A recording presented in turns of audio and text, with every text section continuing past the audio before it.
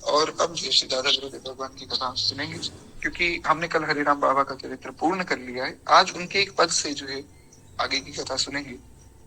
मैं बस इतना ही आप लोगों से कहना चाहता हूँ कि भैया, आप लोग मन में ऐसा मत रखिएगा कि कुछ छूट गया।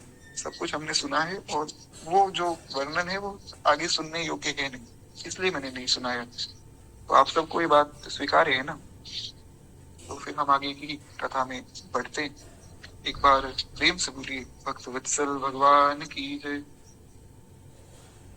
जी ठीक है, फिर अच्छा है, आप सब बड़े प्रेम से कथा सुनते हैं और सब भावों को समझते हैं। तो खैर, हमने जो है श्री हरिराम बाबा का चरित्र कल तक सुना था, और मेरी बड़ी विशेष प्रार्थना है कि जिन्होंने हरिराम बाबा के चरित्र में कोई भी भाग जिनका छूट गया, आप अवश्य सुनिएगा। बड़ा अद्भुत जो है श्री हरिराम बाबा का चरित्र है, यूट्यूब पे उसकी रिकॉर्डिंग सब पड़ी है। तो खैर, अब हम लोग जो है आगे बढ़े, और आज हमें श्री रामचंद्र दास जी की जो है कथा सुननी है। रामचंद्र दास जी भी बड़े अद्भुत महंत हुए हैं, तो उनकी कथा आज हम लोग सुनेंगे। उससे पहले श्री हरिराम बाबा का एक छोटा सा पद, उस पर हम लोग चर्चा करें, क्योंकि हमने अभी जो भगवान की करुणा का प्रसंग सुना, तो करुणा के प्रसंग में हमने अभी सुना कि महाराज कितने कृपालु हैं भगवान, कि भक्त के लिए भक्त का चीर बन के आ गए, द्रौपदी जी के लिए उनका चीर बन गए। तो इसलिए एक पद भगवान की करुणा पे हमें सुनना चाहिए। खैर, एक बार प्रेम से बोलिए भक्त वत्सल भगवान की जय। श्री हरि राम बाबा महाराज वर्णन करते हैं, बनो इतने न निर्मोही, दया सागर कहते हो। बनो इतने न निर्मोही, दया सागर कहते हो। सभी के दुख हरते हो, मुझे फिर क्यों सताते हो। सभी के दुख हरते हो, मुझे फिर क्यों सताते हो। जो दोगे दर्श निज जन को, तुम्हारा क्या हर्ज होगा। जो दोगे दर्श निज जन को, तुम्हारा क्या हर्ज होगा। और न आते जो बुलाने से, मुझे इतना रुलाते हो। बनो इतने न निर्मोही, दया सागर कहते हो। करो उपकार मनमोहन, हरो मेरी मुसीबत को। करो उपकार मनमोहन, हरो मेरी मुसीबत को। अकारण मैं हितैषी हूँ, कितनी सुंदर बात। अकारण मैं हितैषी हूँ, तुम ही गीता में गाते हो। बनो इतने न निर्मोही, दया सागर कहते हो। इसी चिंता में रहता हूँ, तुम्हें किस तरह मैं पाऊं। पुकारूं किस तरह तुमको, जिसे सुन दौड़े आते हो। बनो इतने न निर्मोही, दया सागर कहते हो। अंतिम चरण में बड़ी सुंदर बात श्री हरिराम बाबा कहते हैं, घड़ी वह कौन आवेगी, करोगे राम के मन की। कि जब आप मेरे मन की बात सुनेंगे, ऐसा कौन सा वो समय होगा। घड़ी वह कौन आवेगी, करोगे राम के मन की। मिलोगे कब जने मोहन, मुझे तुम बहुत भाते हो। बनो इतने न निर्मोही, दया सागर कहते हो। भक्त वत्सल भगवान की जय। इस प्रकार से बड़ा अद्भुत जो है श्री हरिराम बाबा का भाव है। तो हम अब जो है हमारी कथा में प्रवेश करें। हालांकि आज का प्रयास तो यही था महाराज कि श्री कुंती जी का जो है चरित्र आज पूर्ण हो जाए, पर वो शायद 2 दिन बाद होगा। मैं क्षमा प्रार्थी हूँ, देखिए मुझसे हो नहीं पाता है कोई भी चरित्र पूर्ण, क्योंकि क्या है कि विधिवत रूप से पढ़ाई तो की नहीं, ग्रंथों की, जैसे जब पढ़ाया जाता है ना भागवत आदि, तो उसमें सिखाया जाता है कि कितनी देर में किसी ग्रंथ को कैसे पूरा किया जाए। मैं महाराज अज्ञानी जीव हूँ। खैर कोई बात नहीं, 2 दिन और हैं हमारे पास अभी, तो हम लोग जो है श्री द्रौपदी जी का चरित्र तो पूर्ण कर ही लेंगे। द्रौपदी जी का चरित्र जब पूर्ण हो जाएगा उसके बाद फिर देखेंगे, अगर समय बचा तो आगे की कथा भी सुन लेंगे। है तो पुजारी श्री रामचंद्र दास जी महाराज के विषय में श्री गुरुदेव भगवान लिखते हैं, वे कहते हैं जिन दिनों महाराज जी यानी कि श्री दादा गुरुदेव भक्तमाली जी महाराज हनुमानगढ़ी अयोध्या में पुजारी पद पर थे, उन दिनों ये रामचंद्र दास जी आपके संपर्क में आए थे और कृशकाय और गेहुआ व रंग और शरीर से अत्यंत परिश्रमी नव युवक थे। हमने इनके विषय में पहले भी इनकी कथा सुनी थी कि जो है छोटे से बालक एक नव युवक जो है महाराज जी के चरणों में आए थे और महाराज जी से बहुत प्रेम करते थे।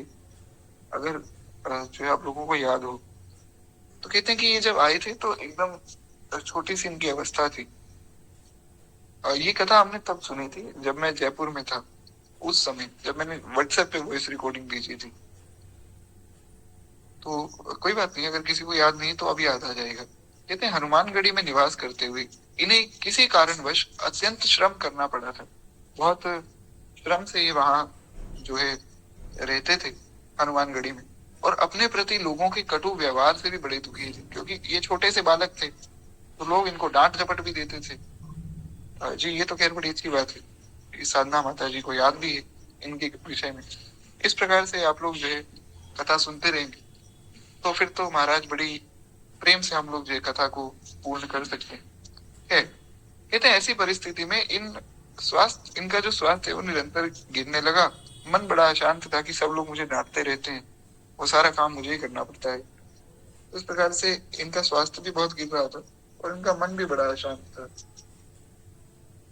कहते रामचंद्र दास जी का मन कहीं एकांत स्थान में जाकर निरंतर भगवान का नाम जपने के लिए करता था, किंतु जिस वातावरण में ये रहते थे वहां ये सुविधा नहीं थी। ये सोचते थे कि एक जगह जाकर कहीं एकांत में भगवान के नाम का मैं जप करूं, लेकिन वहां पर ये संभव नहीं था। कहते हैं ऐसे में इन्हें महाराज जी का संपर्क प्राप्त हुआ। महाराज जी के पास बैठकर इन्होंने अपने हृदय की सब बात जो है श्री महाराज जी को बताई।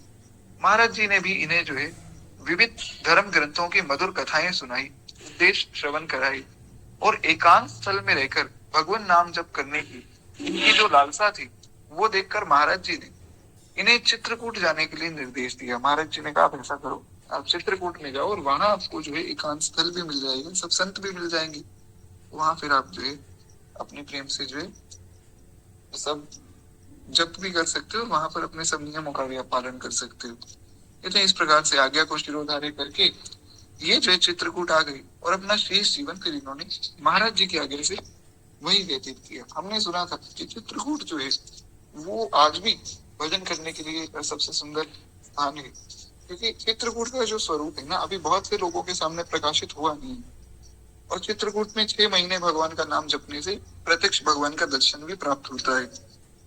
तो इसलिए जब तक धाम आदि बहुत से लोगों की नजर में ना आए ना तब तक वो बचे रहते हैं। अब जैसे श्रीधाम वृंदावन है महाराज, वो सबकी नजर में आ चुका है, बहुत ज्यादा ही लोग आने लगे। अच्छी बात है, लोगों को धाम का दर्शन करने आना भी चाहिए, पर फोटो वीडियो लेने के लिए लोग ज्यादा आ रहे हैं, ये अच्छी बात नहीं है। धाम का स्वरूप है कि वहां पर आप जाएं, संतों का दर्शन करें, ठाकुर जी का दर्शन करें और वहां बैठकर भजन करें, सेवा करें, ये है धाम का स्वरूप।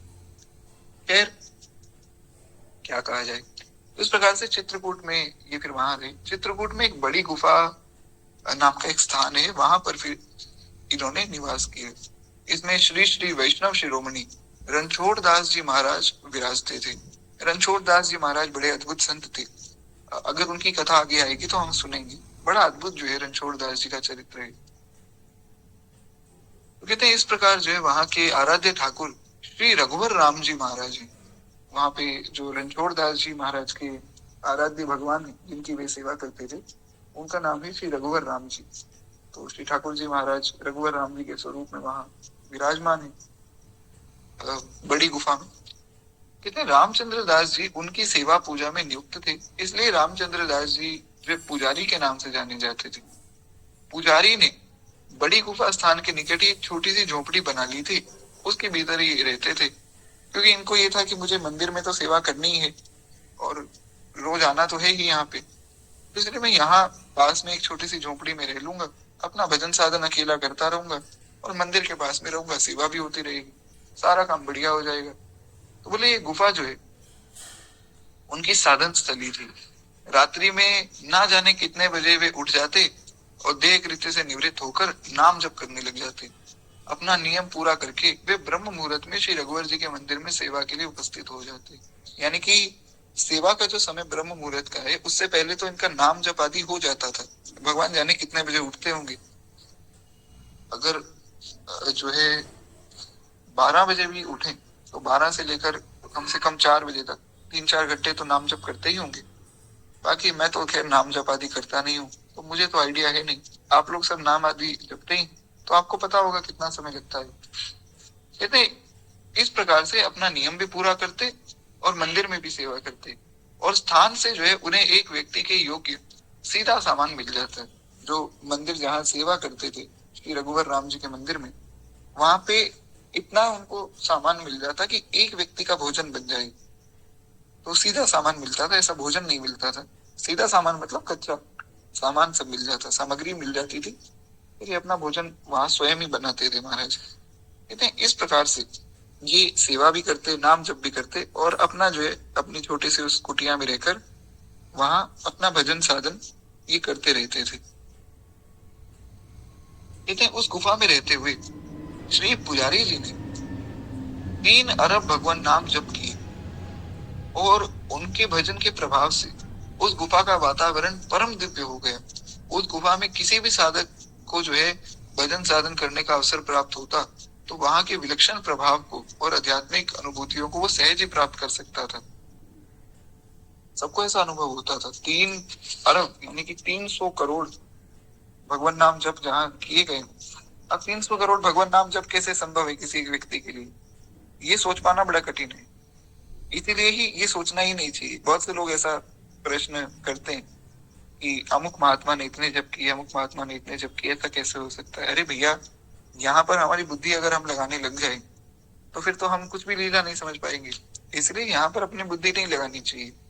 भगवान के नाम में बड़ी सामर्थ्य है। भगवान का नाम जापक जो है वो कुछ भी कर सकता है। तो अगर 3 अरब की जगह 300 अरब भी कहा जाता तो भी कोई बहुत बड़ी बात नहीं थी, वो भी हो जाता। ये भगवान की कृपा से सब कार्य होते।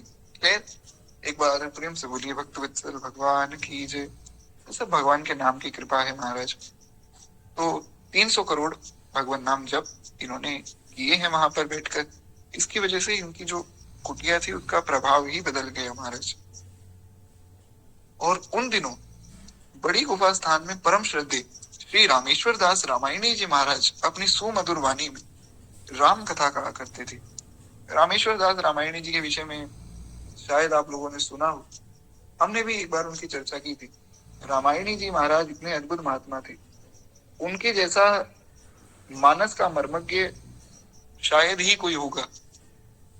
ऐसी सुंदर सुंदर जो है वे कथाएं मानस जी से सुनाते, ऐसे सुंदर सुंदर वे लीलाएं सुनाते थे, उनके जैसी लीला भी सुना सकते थे। उन्होंने एक ग्रंथ लिखा श्री भरत चरित्र नाम से।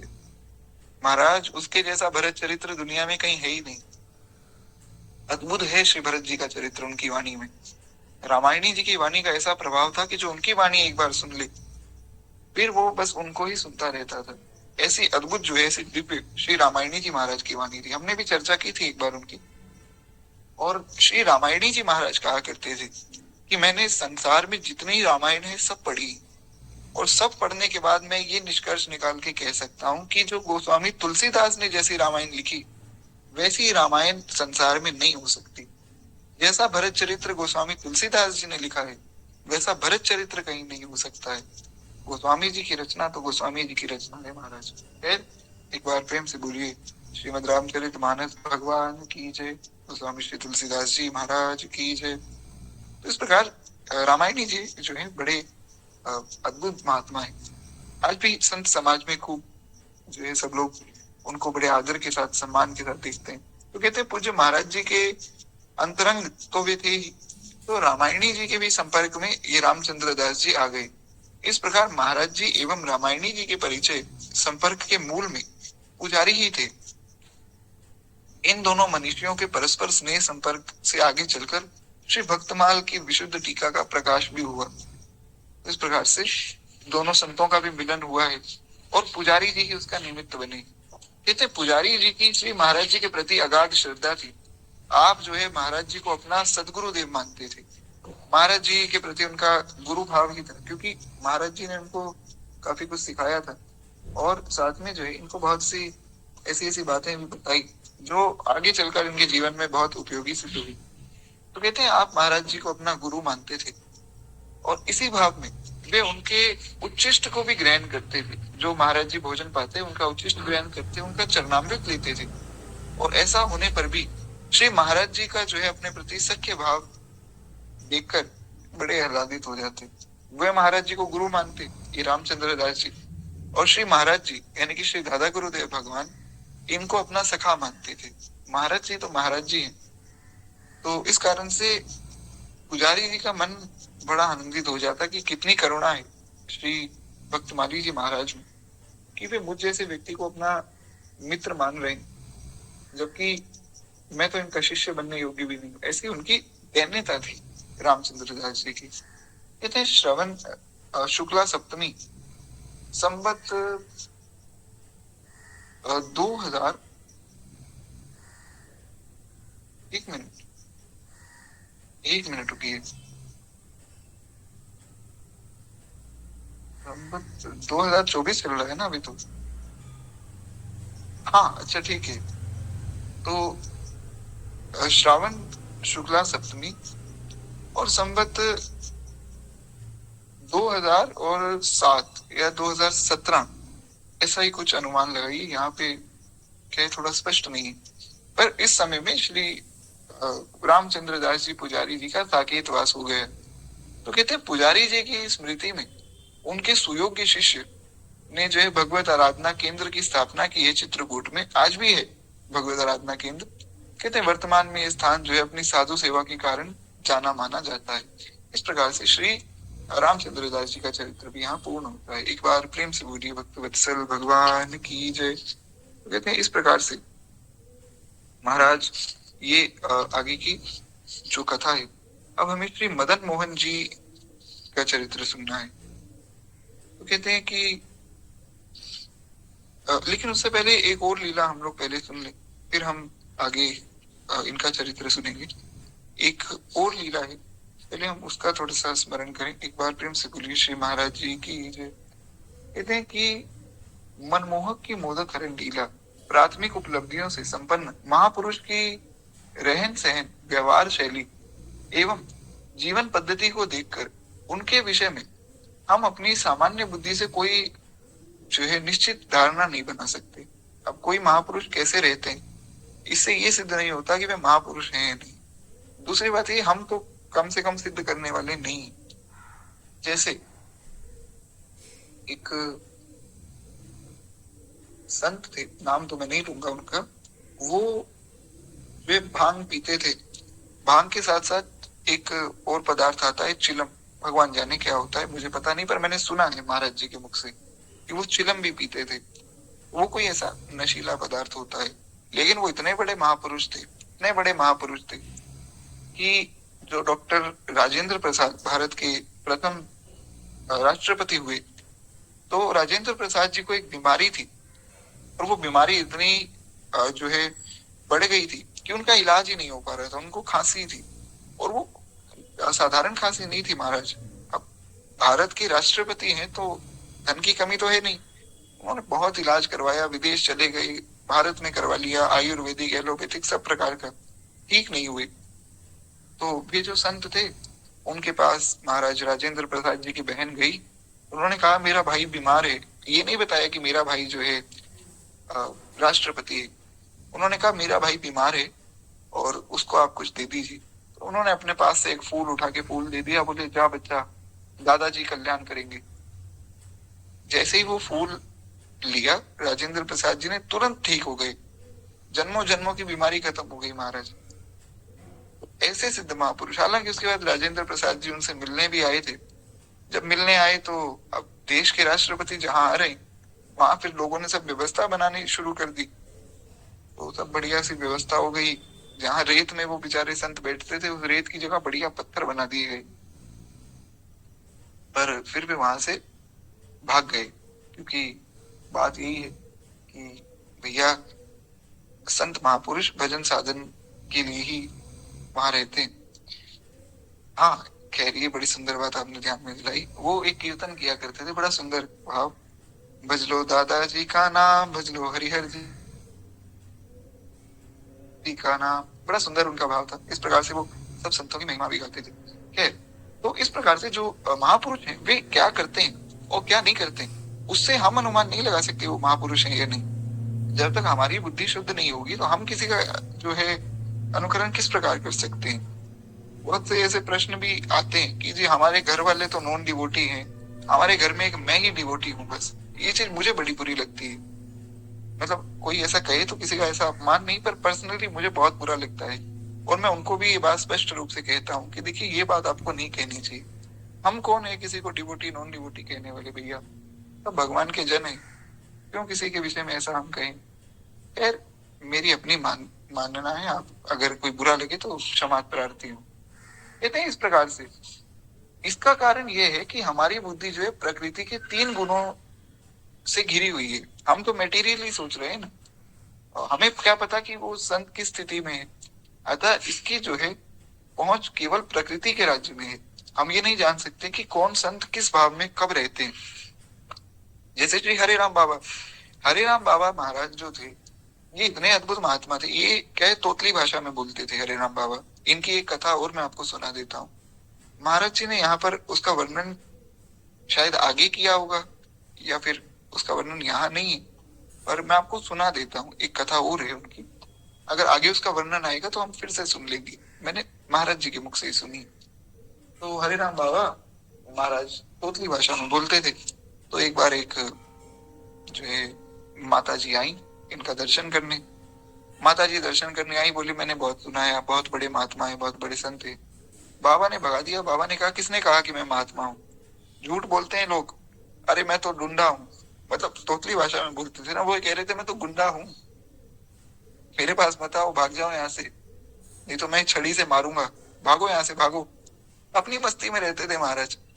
उन्होंने उस महिला को तो कह दिया कि मैं तो गुंडा हूँ जी, मैं तो हुई नहीं संत महात्मा, तो भागो यहाँ से, भगा दिया। अब कोई कहे कि ये कैसे महात्मा है, और हमने उनका इतना अद्भुत चरित्र सुना। तो इसलिए ये समझना चाहिए कि महाराज संत किस स्थिति में है वो हम नहीं जान सकते। तो इस प्रकार से कहते हैं इस प्रेम राज्य में, भगवती के प्रेम राज्य में इन गुणों से सर्वथा विशुद्ध परे निर्गुण भाव की भूमि है। और इस प्रेम राज्य में स्थित संत महापुरुष जो है वो त्रिगुणातीत अवस्था को प्राप्त होते हैं। और इसी गुणातीत भूमिका में रहकर वे इसका निरंतर आस्वादन करते हैं। अतएव उनके व्यवहारिक जीवन को देखकर उनकी जो अंतरंग अवस्था है उसके विषय में यथार्थ आंकलन कर पाना संभव नहीं, क्योंकि ये आंकलन वही कर सकता है जो स्वयं में बहुत बड़ा महात्मा हो या जो स्वयं में बहुत बड़ा संत हो।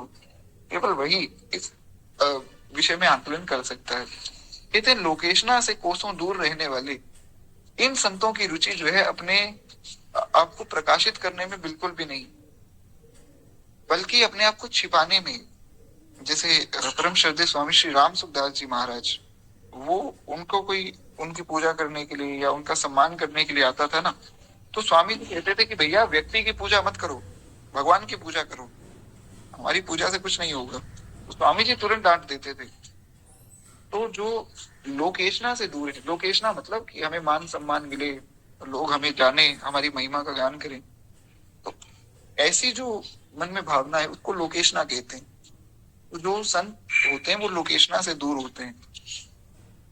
कहते हैं ये जो संत है ये सब लोकेशना से दूर रहते हैं। तो अभी किस स्थिति में रहते हैं और अपने आप को किस प्रकार छिपा लेते हैं ये हम नहीं जान सकते। अपने भजन को छिपा लेते हैं ये सब संत। अब कोई मेरे जैसा ढोंगी पाखंडी होगा तो उसके मन में तो यही रहेगा कि खूब जो है लोग मुझे जाने और मेरी महिमा का गान करें। लेकिन जो सच्चा संत होगा वो ऐसा कभी भी नहीं सोचेगा। हाँ, वो अलग बात है, भगवान उनकी महिमा का गान करवाएं तो वो अलग बात है। कहते हैं अपने गुरुदेव श्री अग्रदास जी महाराज, श्री अग्र देवाचार्य जी, जो हमारी अग्र अली भी उनके भक्त चरित्र लेखन का आदेश प्राप्त होने पर श्री नाभा गोस्वामी ने उनसे निवेदन किया कि प्रभु, मैं राम कृष्ण आदि का चरित्र तो लिख सकता हूँ, भगवान का चरित्र लिखना मुझे कोई बहुत मुश्किल बात नहीं लगती है, किंतु भक्तों का चरित्र लिख पाना बड़ा कठिन है। क्यों? बोलो कर जोरिया को पावत न और छोर, गाँव राम कृष्ण नहीं पाऊं भक्त दाव को। श्री नाभा गोस्वामी जी ने कहा कि गुरुदेव भगवान, मैं भक्तों का और छोर नहीं पा सकता हूँ। कोई भक्त महाराज किस भाव में है, कोई भक्त किस भाव में है, भक्तों का चरित्र गाना मेरे लिए बहुत कठिन है। हाँ, भगवान का चरित्र मैं गा सकता हूँ, क्योंकि भगवान का जो चरित्र है वो वर्णन करने में बड़ी सुविधा है। मन बुद्धि को सर्वथा जो भगवान में लगाकर वर्णन किया जा सकता है। लेकिन बात यह कि जब भक्तों का चरित्र वर्णन किया जाता है तो वो भक्त किस स्थिति में है, किस भाव में है, ये अनुमान लगा पाना, ये समझ पाना बड़ा कठिन है। इसलिए भक्तों का चरित्र जो है उसको समझना और उसको गाना दोनों ही बड़ा कठिन कार्य है। हर एक व्यक्ति में ऐसी सामर्थ्य नहीं कि वो भक्तों का चरित्र लिख दे या भक्तों का चरित्र गा दे। इसमें हम लोग भी श्री भक्तमाल जी की कथा सुन रहे हैं, तो भक्तमाल की कथा कोई साधारण कथा नहीं है। भगवान की कथा तो फिर भी एक बार को कही जा सकती है, सुनाई जा सकती है। भक्तमाल जी महाराज एक ऐसा ग्रंथ है जिसको ना तो हर व्यक्ति पढ़ सकता है और ना हर व्यक्ति समझ सकता है और ना ही हर व्यक्ति समझा सकता है। तो ये जो कथा हो रही है बड़ी दिव्य है। पर ये कथा, जैसा कि मैंने पहले भी बताया, अगर कोई ये सोच रहा है कि कथा मैं सुना रहा हूँ तो आपकी गलती है, क्योंकि मुझ जैसा व्यक्ति तो भक्तमाल सुनने का भी अधिकारी नहीं। ये कथा तो हमारे गुरुदेव भगवान सुनाते हैं महाराज। है, एक बार प्रेम से बोलिए श्री सद गुरुदेव भगवान की जय। कहते हैं इस प्रकार से परमात्मा जो है जीव जगत से परे होते हुए भी अवतार काल में अपने दिव्य संकल्प से अपने को उजागर करते हैं, जबकि उनके भक्त जन जो है भगवत प्रेम की अपनी गुणातीत उपलब्धियों का जगत में संगोपन किए रहते और उनके अंतर मन में प्रेमा भक्ति की जो दिव्य वैश्विनी नदी है वो अविच्छिन्न रूप से बहती रहती है। किंतु उन्हीं उनकी जो संगोपन निष्ठा है उसके कारण बाहर के जन जो है सामान्य के लिए उसको समझ पाना असंभव अथवा अत्यंत कठिन है। मुख्य बात इतनी है कि जो भगवान के भक्त होते हैं वो क्या करते हैं कि अपनी स्थिति को दिखाते नहीं। जैसे श्री दादा गुरुदेव भक्तमाली जी महाराज, कोई भी उनके सामने आता तो वो पहचान ही नहीं पाता कि इतने बड़े महात्मा है, इतने बड़े महापुरुष हैं कि अभी यही मुझे कृष्ण दर्शन करवा सकते हैं। तो अपने आप को संत जन इतना छिपा लेते। गोस्वामी तुलसीदास जी ने महाराज अपने आप को इतना छिपा लिया कि रामचरितमानस का जब वर्णन किया तो रामचरितमानस में श्री गोस्वामी जी महाराज लिखते हैं कि मुझसे बड़ा दुष्ट संसार में कोई नहीं हो सकता है। अब बताइए, सूरदास जी महाराज ने पद लिखा, मौसम कौन कुटिल खल कामी। सूरदास जी कहते हैं कि मेरे समान कौन कुटिल खल और कामी होगा। देहि तन दियो बाहि बिसरायो, ऐसो नमक हरामी मौसम कौन कुटिल खल कामी। सूरदास जी कहते हैं कि जिसने मुझे शरीर दिया मैं उसको भूल के बैठा हूँ संसार की याद में, तो कौन होगा मेरे जैसा कुटिल खलकामी। और जबकि सूरदास जी दूसरी तरफ कह रहे हैं, बसो मेरे नैनन में यह जोरी। एक तरफ भी कह रहे हैं कि मैं भगवान का स्मरण नहीं करता हूँ और दूसरी तरफ भगवान के स्मरण में इतने सुंदर सुंदर पद लिख रहे हैं। ये उनकी दैन्यता है, वे अपने आप को इतना छिपा लेते कि पता ही नहीं लगता है कि इतने बड़े महात्मा। तो इस कारण से गया धाम में प्रवाहित होने वाला जो फल्गुन नदी का प्रवाह है, जिस प्रकार से बाहर से जानने में नहीं आता किंतु पृथ्वी के भीतर उसका जो निर्मल प्रवाह है वो सतत विद्यमान रहता है, उसी प्रकार से आत्म संगोपन निष्ठ महापुरुष जो है वे अपने भीतर के भाव राज्य को बाहर दिखाते नहीं, अपने आप को छिपाकर उसका आस्वादन करते रहते हैं। लोक में रहते हुए भी वे एक प्रकार से लोकोतीत होते हैं और सामान्य जन उनकी स्थिति को समझ नहीं पाते और उनकी स्थिति को देख भी नहीं पाते। इस आशय से श्री हरिराम व्यास जी ने एक साखी में बड़ा सुंदर वर्णन किया है। व्यास जगत में रसिक जन जैसे ध्रुव पर चंद, संत चित अरु आनंद में भेद न जानत मंद। व्यास जी ने बड़ी सुंदर बात लिखी राम व्यास जी महाराज वर्णन करते हैं कि हमारे जो संत हैं वे बहुत खुद को छिपाकर, जैसे ध्रुव पर चंद्र, उस प्रकार से खुद को एकदम छिपा लेते हैं और अपने आनंद में रहते हैं। संसार नहीं जान पाता है उनका आनंद। संसार को लगता है कि ये व्यक्ति शायद जो है पागल हो चुके हैं, कि नाच रहे हैं, गा रहे हैं, पता नहीं क्यों हंस रहे हैं। पर वो संसार जान नहीं पाता है कि इनकी स्थिति क्या है। तो श्री गुरुदेव भगवान कहते हैं कि ऐसे ही महापुरुष जो है हमारे सदगुरुदेव श्री भक्तमाली जी महाराज हैं। वे अंतर्गत अंतरंग स्वभाव से भाव राज्य में दिव्य लीलाओं का रसास्वादन नित्य करते रहते हैं। श्री दादा गुरुदेव भगवान नित्य किसी न किसी भगवान की दिव्य लीला में ही रहते थे और बाहरी रूप से जो काम करते रहते थे। कहते प्रेमास्पद प्रभु की मिलन की जो लीला है उसका आनंद उनके हृदय में सदैव विद्यमान रहता था और भगवान की कोई ना कोई लीला का चिंतन भी करते थे। और लीला का केवल चिंतन नहीं करते थे, ऐसा नहीं कि लीला के विषय में सोच रहे, वो उस लीला में होते थे, प्रवेश कर जाते थे उस लीला में, भगवान के साथ वो लीला कर रहे होते थे। इतने इन संयोग वियोग रूपी दोनों तटों पर प्रवाहमान प्रेम तरंगिनी जो है उनके हृदय में सदा सर्वदा तरंगित रहती थी। बाहरी दृष्टि से ऐसा लगता था कि ये शायद कोई बहुत बड़े संत नहीं, पर वे अपने आप को बहुत छिपा लेते थे। कहते हैं एक संस्था के कुशल संचालक के रूप में ऐसा लगता था कि बस ये जो है एक संस्था चला रहे हैं, सूरश्याम गौशाला जो है महाराज जी के नाम से ही गौशाला है। ऐसा लगता था बस ये तो एक गौशाला चलाते हैं या बस यहाँ मलुक पीठ की सेवा करते हैं बस। लेकिन अंतर मन में वो किस प्रकार के महापुरुष थे ये कोई नहीं जान पाया था। स्वयं जो है रसोई पकाते, विद्यार्थियों को प्रसाद पवाते और अपने सहयोगियों के साथ जो है सामयिक राष्ट्रीय सांस्कृतिक एवं सामाजिक संदर्भों में बहुत से साहित्यों को भी वो लिखते और उन पर चर्चा करते रहते थे।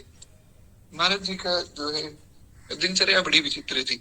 सुबह उठते ही रसोई में जाकर भगवान के लिए बढ़िया सुंदर भोजन बनाते थे और भोजन बनाकर फिर जो है सब लोगों को उठाते कि भैया भोजन पालो, अगर किसी को सोना है तो सो जाना, पहले आप प्रसाद पालो फिर सो जाना। तो ऐसी करुणा किसमें होगी जो संतों के पास रहकर भी महाराज इतना सुख जो है सबको दे रहे हैं कि अगर सोना है तो कोई बात नहीं, पहले आप भोजन पा लीजिए फिर आप सो जाइए। जैसे एक माता जो है अपने बालक का ध्यान रखती है, उस प्रकार महाराज जी सब विद्यार्थियों को और सब संतों को उनकी सेवा करते थे। और उसके बाद जो है माला लेकर बैठते, जो भगवान का नाम मुख में आ जाता उसका जप करने लग जाते। और फिर जो कोई विद्यार्थी आ जाता तो माला वहीं छोड़कर फिर उसको पढ़ाने लग जाते, क्योंकि उनको माला जपने की आवश्यकता थोड़ी, वो तो अब जो है बहुत ऊपर स्थिति में पहुंच चुके थे। महाराज जी तो महाराज जी थे, वे बिना माला के ही निरंतर भगवान के नाम में ही स्थित रहते थे। तो खैर एक बार बोली श्री दादा गुरुदेव भगवान की जय। इस प्रकार से आपकी स्थिति बड़ी अद्भुत थी। तो कहते हैं इस प्रकार से श्री महाराज जी का जो जीवन है बड़ा अद्भुत रहा है। कहते हैं अपने इस मतलब इस प्रेम के कारण वे सबको ही प्रिय थे। बहुत से साहित्य लिखते, खुद रसोई बनाते, खुद सबको पवाते, सबकी सेवा करते, जबकि वहां के अध्यक्ष वे थे। ये सारे काम बाकी लोगों को करने चाहिए, महाराज जी स्वयं कर देते थे। अपने इस जो है ब्रह्मचर्य के आवरण में वे अपने हृदय के प्रेम धन को संगोपित करके रखते थे। महापुरुषों की ऐसी जो है वैशिष्ट के निरूपित करते हुए कहा गया है, नागरी दास वस्तु यो राखें जो गुदरी में हरी। श्री नागरी दास जी महाराज कहते हैं कि ये जो प्रेम है, ऐसी वस्तु है, इसको बहुत छिपा कर रखना चाहिए। ओके, कहते हैं महापुरुषों की रहनी प्राय ऐसी ही हुआ करती है। जो दिव्य महापुरुष होते हैं, भगवत प्राप्त महापुरुष होते हैं, वो ऐसे ही रहते हैं। कहते तथापि उनके आंतरिक लोक पावन महनीय स्वरूप का परिचय जिज्ञासु साधकों तक पहुंचाने के लिए भगवत संकल्प से गुदरी में छिपे हुए इस महामूल्यवान रत्न की प्रकाश किरणों में कभी कभी बाहर जो है छिटक भी आ जाती। कभी कभार जो है कोई जैसे संत हैं, अब वो तो अपने आप के बारे में बताएंगे नहीं, तो उनके विषय में कोई उनके शिष्य या कोई दूसरे संत बताते हैं, तो जो गुदरी में ये प्रेम पड़ा है उसकी कुछ छिटक जो है बाहर गिरती है, तब पता लगता है कि कितने बड़े महापुरुष हैं। इसलिए कौन कितना बड़ा संत है ये केवल भगवान जानते हैं। कहते हैं इस प्रकार से श्री राधा गुरुदेव भगवान ऐसे महापुरुष थे जिनको जान पाना समझ पाना सामान्य जन के लिए संभव नहीं। वो कहते हैं कि ऐसा जो है एक बार नहीं, महाराज जी के जीवन में ऐसा अनेक बार हुआ, अनेक प्रसंग हुए जब उनकी भीतरी जो प्रेम की दशा है वो छिप ना सकी, वो बाहर आ ही गई। तो ऐसे कुछ प्रसंगों को हम सुनते हैं। तो एक प्रसंग जो है हम सुनेंगे। कहते हैं कि श्री ठाकुर जी की मंगल में इच्छा अनुसार वे बाहर व्यक्त हो गए, क्योंकि भगवान चाहते कि मेरे भक्त का प्रकाश हो, और भक्त चाहता है मैं अपने प्रेम को छिपा लूं। तो कोई ना कोई ऐसी लीला हो जाती जिससे फिर पता लग जाता है कि हाँ ये बहुत बड़े महापुरुष हैं। तो वो भगवान की इच्छा से ही होती है। कहते हैं एक बार की बात है, लक्ष्मण मंदिर गोवर्धन में निवास करने की अवधि में परिक्रमा मार्ग में पूचरी ग्राम में इसी प्रकार आपको जो है श्री हरे राम बाबा प्राप्त हुए, और उसका उल्लेख पहले भी किया जा चुका है, हमने सुन लिया है। कहते महाराज जी के परम प्रिय रामचंद्र दास जी पुजारी जी, जिनका चरित्र अभी हमने सुना, उनकी चर्चा पूर्व में की जा चुकी है। विभिन्न प्रसंगों में श्री महाराज जी का बीच बीच में जो है चित्रकूट आना जाना होता रहता था। तो कोई ना कोई काम से वे चित्रकूट में आते जाते रहते थे। तो कहते हैं कि इस प्रकार से पुजारी जी की भी याद यदा कदा महाराज जी से पुजारी जी की भी भेंट होती थी, और पुजारी जी भी जब गोवर्धन में आते तब वे महाराज जी से भेंट करते थे।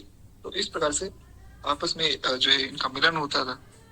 कहते हैं कि भगवान दास खलीफा नामक एक श्रद्धालु भक्त भी श्री महाराज जी के स्नेह पात्र थे, जिनका नाम था भगवान दास खलीफा। खलीफा जो है आगरा के निवासी थे। एक बार श्री हरिराम बाबा, श्री रामचंद्र दास जी पुजारी जी तथा भगवान दास खलीफा जी तीनों ने जो है महाराज जी के समक्ष ये प्रस्ताव रखा कि हम लोग जो है श्री बरसाना धाम चलेंगे, वहां श्री राधा बाग में स्नान ध्यान करेंगे, और फिर जो है दाल बाटी चूरमा लड्डू की रसोई पाकर युगल सरकार को भोग राग करके वहीं प्रसाद ग्रहण करेंगे। महाराज जी ने उनकी रुचि को देखकर यह प्रस्ताव सहर्ष स्वीकार कर लिया, और योजना के अनुसार चारों संत जो हैं ब्रह्मविला में श्री गोवर्धन जी में चल पड़े। उन दिनों आज जैसा वाहनों का कोई प्रचुर साधन तो था नहीं, मतलब ज्यादा वाहन उस समय चलते नहीं थे, बहुत पुरानी बात है। तो कहते कि पद यात्रा ही अधिक हुआ करती थी, और सब लोग जो है भगवान के नाम का संकीर्तन करते हुए, कभी मौन भाव से भगवत स्मरण करते हुए चारों लोग जो है बरसाना धाम पहुंचे। वहीं जो है राधा बाग में सबने स्नान किया, और स्नान आदि कृत्य करके हरे राम बाबा, श्री पुजारी जी और श्री खलीफा जी ये तीनों जो है नित्य नियम में लग गए। श्री महाराज जी ने रसोई की सेवा का उपक्रम करते हुए सर्वप्रथम जो है कंडा और लकड़ी आदि ईंधन का चयन किया, क्योंकि बाकी सब तो अपने नियम साधन में लगे थे कि हमारी माला जो हम लोग कंप्लीट कर लें। महाराज जी ने कहा कि चलो मैं सबके लिए रसोई बना दूंगा। तो वे लकड़ी और कंडा ढूंढने के लिए निकले। आपको इस प्रकार लगा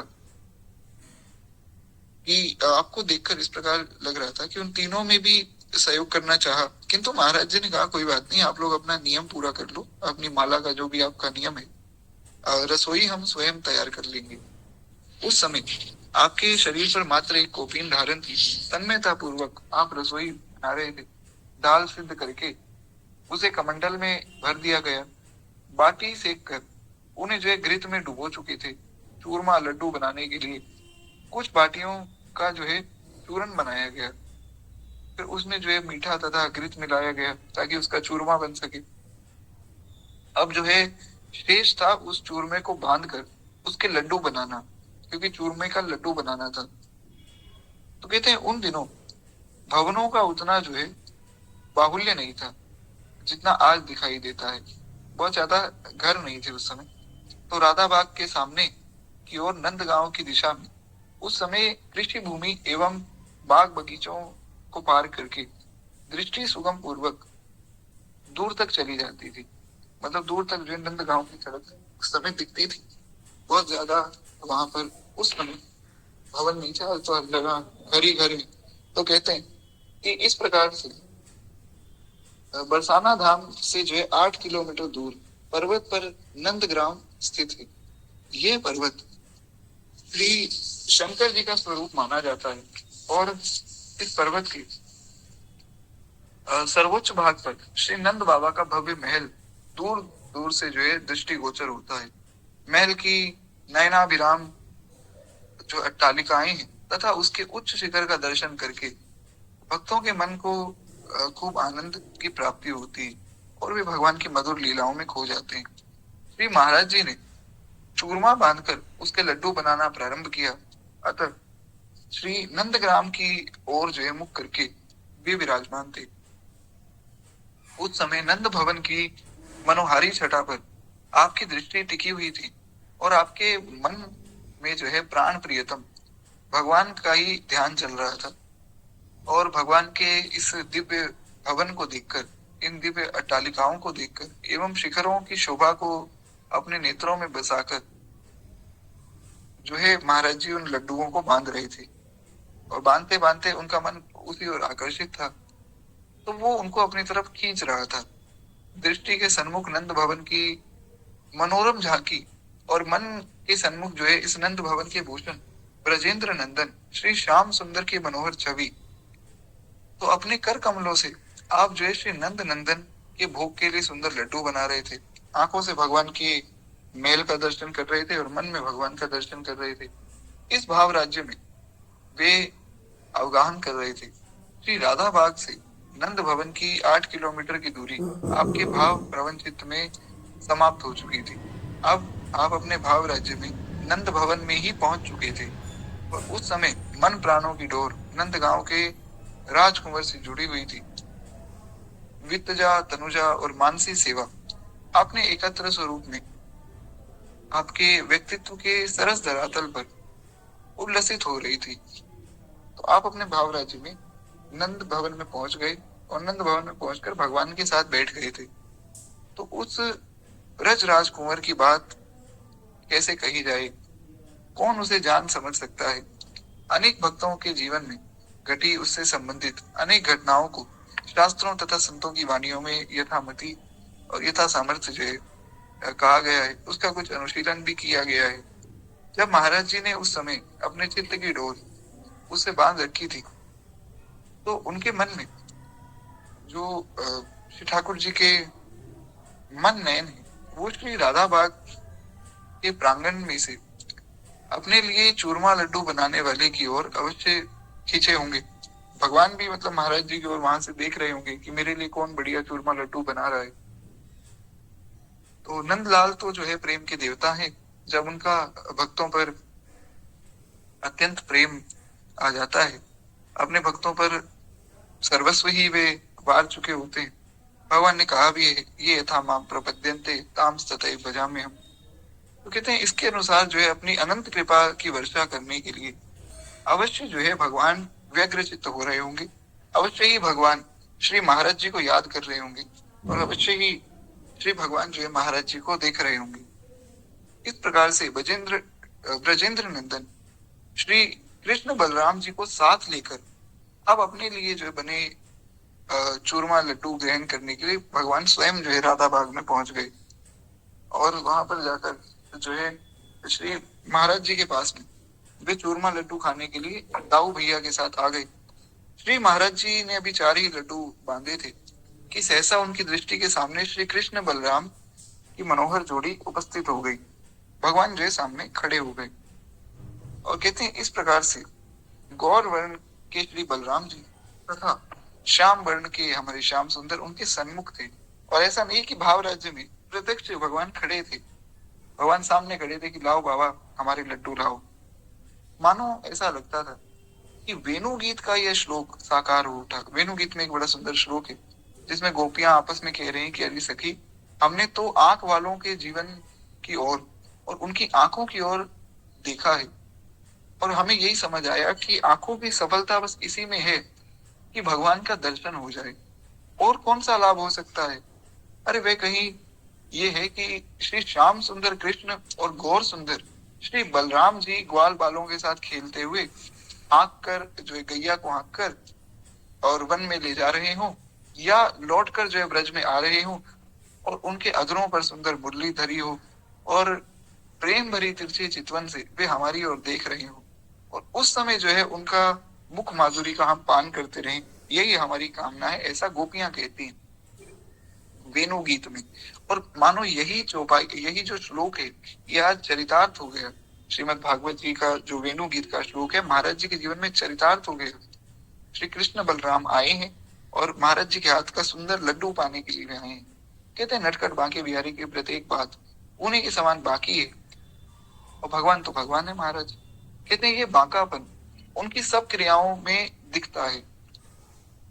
इसलिए तो भक्त कहता है कि छलिया से दिल क्यों लगाया है, मोहन से दिल क्यों लगाया है, ये मैं जानू या वो जाने, हर बात निराली है उसकी, हर बात में है एक टेढ़ापन, टेढ़े पर दिल क्यों आया है, ये मैं जानू या वो जाने।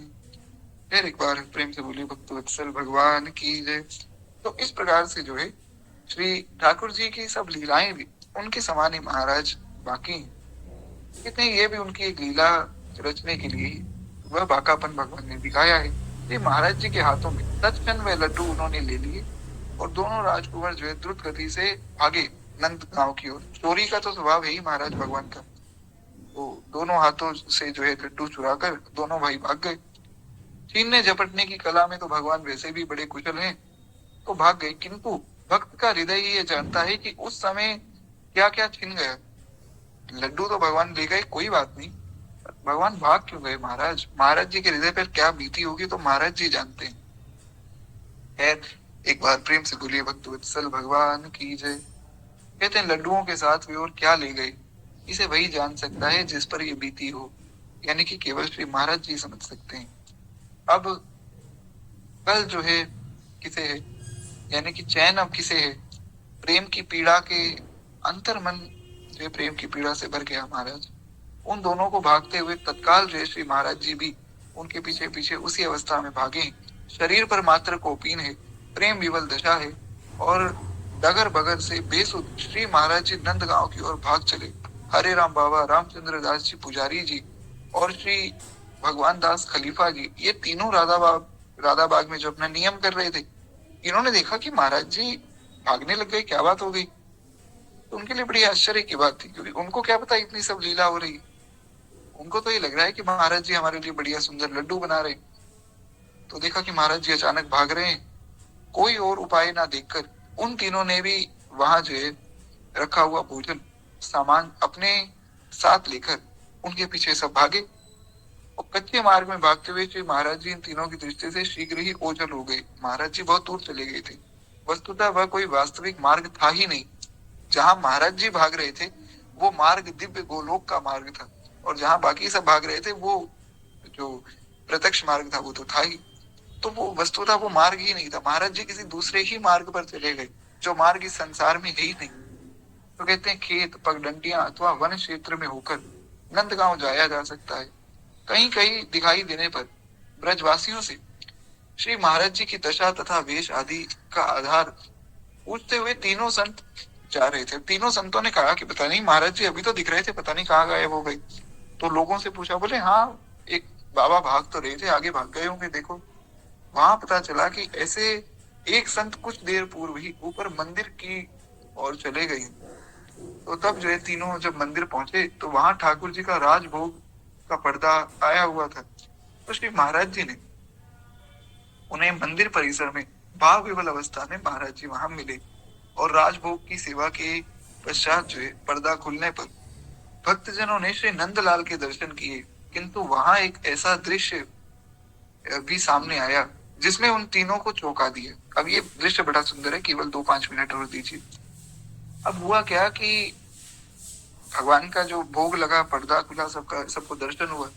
नंदलाल ने एक और जो है तस्करी रखी हुई थी, दूसरी ओर जो है तस्तरी में चूरमा लड्डू रखे हुए थे। अब वो संत हैरान हो गए, बोले कि अरे अभी तो जो श्री महाराज जी चूरमा लड्डू बना रहे थे हमारे सामने और बाकी सारा सामान हमारे हाथ में, क्योंकि वो लोग सामान लेकर भागे थे। तो बोले भगवान के मंदिर में चूरमा लड्डू कहाँ से आ गए? सब हैरान हो गए। कहते हैं जिन्हें महाराज जी ने राधा बाग में बनाया तो वही चूरमा लड्डू वहां दिख रहे थे। तो मंदिर में पुजारी भी जो है तश्तरी में रखे हुए उन लड्डुओं के विषय में कुछ जान न सके। पुजारी जी हैरान हो गए, बोले मैंने तो लड्डुओं का भोग ही नहीं लगाया, ये लड्डू पता नहीं कहाँ से आ गए। तो उनका इस ओर जो है ध्यान गया, उन्होंने सहज भाव से वह प्रसाद वहां वितरित कर दिए। अब पुजारी जी को लगा कि पता नहीं रखे होंगे लड्डू, ध्यान में तो नहीं, पर चलो ठीक है, प्रसाद है, बांट दिया। कुछ समय पश्चात श्री महाराज जी ये जो है प्रकृति स्थित होने पर जब महाराज जी अपनी अवस्था में वापस स्थित हुए, तब तीनों साथियों को अपने साथ लेकर मंदिर से नीचे उतरे। पावन सरोवर पर आकर चारों ने प्रसाद पाया और वहां पूछने पर महाराज जी ने बताया कि भैया इस प्रकार लीला की अनुभूति हुई है और ये घटना कालांतर में हमें आप तीनों के मुख से गया। तो यानी कि श्री गुरुदेव भगवान कहते हैं कि मैंने ये घटना तीनों संतों के मुख से सुनी और ऐसे की ऐसे ही सुनी। हमने जब जब श्री महाराज जी से पूछा तो आप जो है श्री नंदलाल की कृपा का अनुभव करके भाव विवल हो जाते और इस घटना का स्मरण करके महाराज जी रोने लग जाते। तो इस घटना को निश्चित बचा के, इसका सन तो पता नहीं कितने कब हुई थी, पर महाराज जी श्री गुरुदेव भगवान कहते हैं कि हमारा ऐसा अनुमान है कि लगभग लगभग 1947 से लेके 1948 के आसपास ही घटना हुई थी। ऐसी अद्भुत घटना। खैर ऐसे जो है श्री महाराज जी की कोटि के संत जो खुद को छिपा लेते हैं।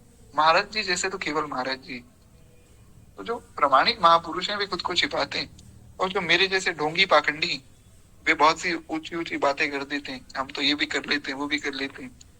पर धन्य है ऐसे महाराज जी की कोटि के संत जिनके मन में कोई लोकेशना वित्तेषणा है ही नहीं। खैर वाणी को ही विश्राम देंगे क्योंकि मेरे पास जो है बैटरी भी खत्म हो गई है, 3% बैटरी है महाराज। तो अब वाणी को ही विश्राम देते हुए तो केवल 2 मिनट प्रेम से हम लोग जो है भक्तमाल जी की आरती करें।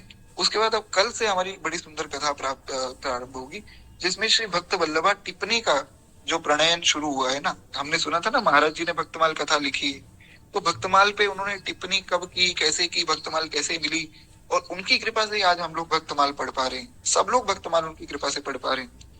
तो वो कथा जो है हम लोग फिर कल से शुरू करेंगे। मैं खैर क्षमा प्रार्थी हूँ, मेरी बैटरी का खैर थोड़ा सा इशू रहता ही, कोई बात नहीं। लगभग प्रभु कृपा से हम लोग 2 घंटे से तो कथा सुन ही रहे, तो हमारी कथा मुख्य रूप से पूर्ण हो ही गई लगभग। तो बस 2 मिनट प्रेम से भक्तमाल जी की आरती हम लोग करें। इस धन्य नाभा भारती की आरती आरत हरे, ये भक्त भगवत की कथा सब विश्व का मंगल करे। इस धन्य नाभा भारती की आरती आरत हरे, नर जाति जब माया विवश अज्ञान तम में